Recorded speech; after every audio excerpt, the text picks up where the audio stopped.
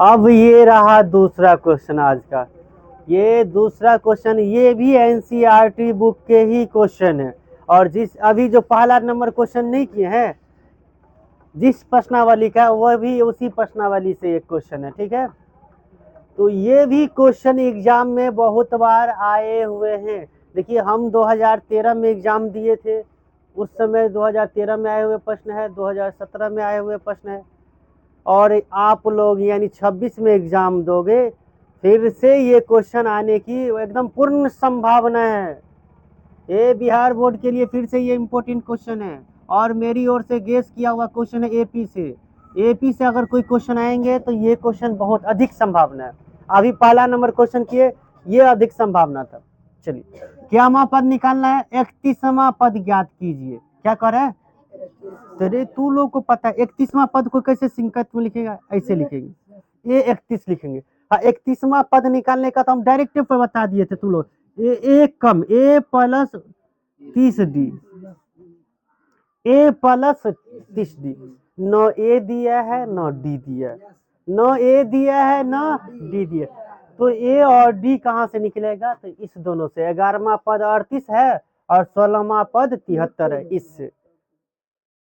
समझ गए? तो हम लोग फौरन कर लेते हैं इस क्वेश्चन को। कर ले सभी आदमी, बोलिए। तो इनका हल लिख दीजिएगा, है ना, हल लिख दीजिएगा। प्रश्न से दे दिया है, प्रश्न से। इस बार लिख देते हैं प्रश्न से, या चूंकि भी लिख सकते हो। प्रश्न से 11वां पद, ए 11 बराबर कितना? ए 11 बराबर 38। हाँ, ए 11 होता क्या है? ए प्लस 10D बराबर 38 हो गया। बोलिए, किसी को दिक्कत? No problem.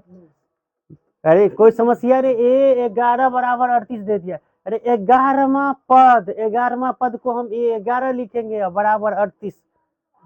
11वां पद का फॉर्मूला क्या होता है? ए प्लस 10D। 11वां पद का फॉर्मूला क्या होता है? ए प्लस 10D।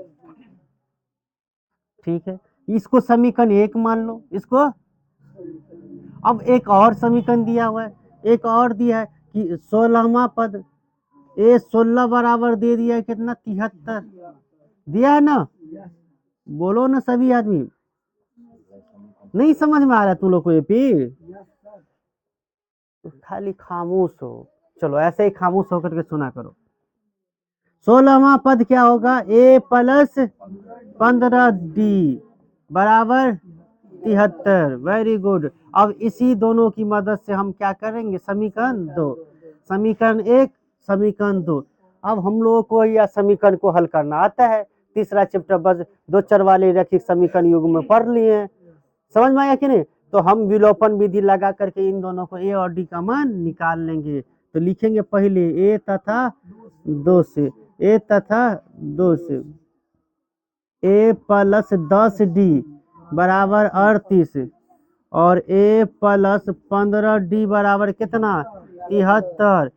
यहाँ पे लकीर देंगे, इस तरह से रेखा खींचेंगे, और किसको काटना है? ए वाले को काटना है। तो घटाने पर चिन्ह बदल दीजिएगा, ये कट गया। 10D में से 15D घटेगा तो माइनस का 5D। ये कितना हो जाएगा? 38 में से 73 घटाना है तो माइनस तो आएगा ही, माइनस तो आएगा ही। और इसमें से घटे 45 आया, घटा लिए। 13 में से 8 गया तो 8 5 13, 5 आया, ठीक है। 6 में से 3 गया 3, अरे 35 आया। तुमको आ रहा 45 आएगा। हाँ, इनका मैथ है, माइनस से माइनस हटा गया। Very good. तो डी बराबर हो जाएगा बच्चों 35/5, 5 से 5 सत्ते 35। डी बराबर कितना? एक चीज तो निकल गया, डी बराबर। अब डी निकल गया तो हम ए का ए बराबर भी निकाल सकते हैं। इधर लिख ले। हाँ, डी का मान किस में रखने पर? डी का मान 1 में रखने पर, 1 में रखो तो हमें क्या निकल जाएगा? 1 का मान। 1 कहाँ है? समीकरण 1 ये है, तो ए प्लस 10 और डी के जब पे 7 रखेंगे, डी का मान 7, तो गुने 7 बराबर कितना? 38। बोलो समझ में आया कि नहीं? तो ए प्लस 70 बराबर 38। तो ए बराबर कितना हो जाएगा? 38 में से 70 घटाएगा तो ए बराबर हो जाएगा माइनस का 32। ए भी निकल गया, डी भी निकल गया। तो अब 31वां पद बोले, 25वां बोले, 20वां बोले, सबको उड़ा देंगे। बस ए और डी हम लोगों को किसी प्रकार से क्या करना है, हाँ 31वां पद ज्ञात कीजिए। तो ए, इसीलिए ए 31 बराबर फॉर्मूला होता है बच्चों ए प्लस 30D, एक कम लेना है।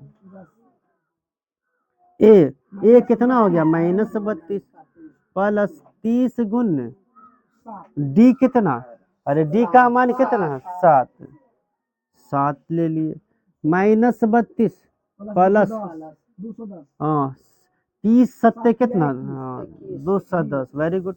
घटाओगे तो 158 होगा। क्या होगा, मुझे तो इनका आंसर पहले से ही मालूम था। घटा के देख लो, 10 में से 2 गया 8, फिर 10 में से 78 होगा, रे 78 होगा, 178 होगा। फिर से देख लो, 10 में से 2 गया 8, 10 में से 3 गया 7 और 1 बच गया तो 1। तो इसका सही आंसर क्या था, 178। ये क्वेश्चन इस प्रकार से बनता। तुम लोगों को ये क्वेश्चन को एग्जाम से पहले अधिक बार प्रैक्टिस करनी है, फिर से बनाकर देखनी है, दोबारा देखनी है।